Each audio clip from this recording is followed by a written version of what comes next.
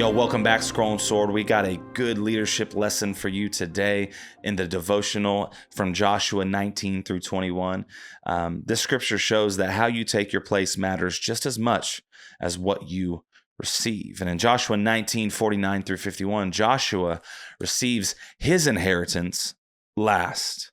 So the leader of Israel receives his inheritance last after all the tribes have already been given theirs. What I see here is real leadership doesn't rush to the front. It makes sure everyone else is taken care of first. You see, in leadership, it's not always grab the oxygen mask before your kids do so that you can save your kids. It is like that in a lot of ways, but when it comes to reaping a lot of benefits and promises, real leadership, whether it's a pastor or whether it's a CEO. I saw a story of a CEO. I'll admit it was some hippie type company, but this CEO of almost $1 billion company was making $70,000 a year, and a lot of his employees were making more than him. He was eating last. He was taking his inheritance last. And Joshua in this story had every right to go first because he's the CEO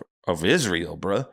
But he chose to wait, identifying himself with the people rather than elevating himself above them. As a leader, if you always need to be first, you're not leading, you're positioning. If you're a leader and you always need to be first and foremost on the front of the stage and the front line, if that's what you need, you're not leading. You're just positioning yourself and you're just trying to get some limelight. But if you're truly leading, you will empower other people in your organization, in your family, in your church, wherever you are leading in your job. You'll be positioning other people in front of you so that they can do what they're made to do and you can do what you're made to do.